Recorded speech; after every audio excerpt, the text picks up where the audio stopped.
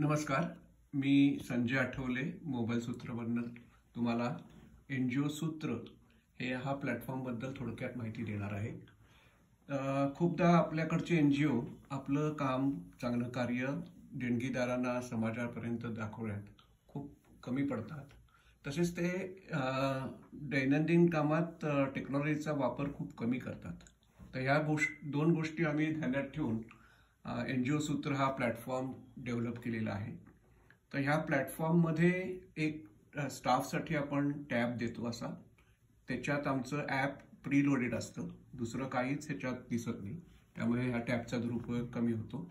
तसंच एक QR code देतो, हा देणगीदार स्कॅन करतात, मी त्याचं सांगेन काय नक्की असेल तर। आणि तिसरं आम्ही डॅशबोर्ड देतो असा ॲडमिनला की जे त्यांचे कार्य इथे टाकू शकतात। डॅशबोर्डला जे टाकतात ते लोकांपर्यंत पोहोचवण्यासाठी हा QR कोडचा उपयोग होतो। पहिल्यांदा मी आता टॅब स्टाफसाठी कसा वर्क होतो ते सांगतो।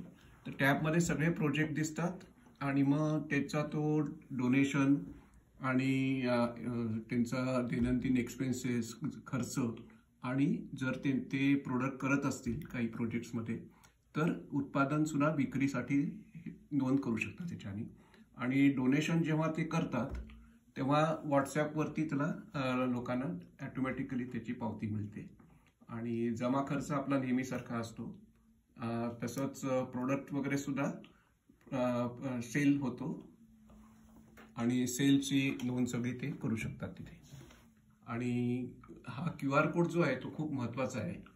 आणि हे जेव्हा स्कॅन होतं, आता हे तुम्ही एक्झिबिशनमध्ये वगैरे हा QR कोड ठेवू शकता किंवा कुठे डोनर्स पर्यंत नेऊ शकता। डोनर्स त्याच्या मोबाईलवरनं तो स्कॅन करतो आणि स्कॅन केल्या केल्या त्याला सगळ्या NGOचे सगळे प्रोजेक्ट जे असतात ते असे दिसतात।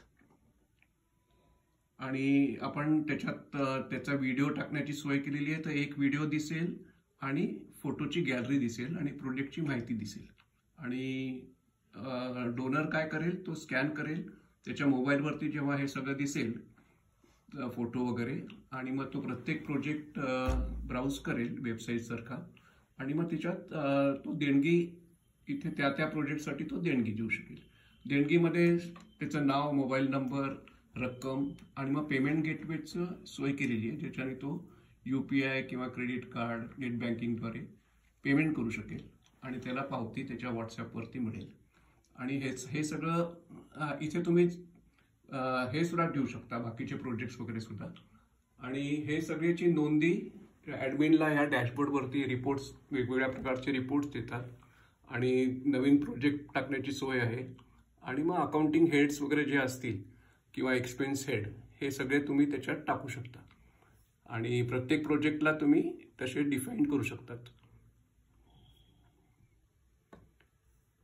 असे रिपोर्ट्स वगैरे त्याला मिळतात, आणि सेलचा रिपोर्ट, डोनेशनचे रिपोर्ट आणि एक्सपेन्सेसचा रिपोर्ट, असा सोपा प्लॅटफॉर्म आहे। आणि हे सगळे रिपोर्ट्स तुम्हाला एक्सेल आणि PDF फॉर्मॅटमध्ये एक्सपोर्ट करू शकतात।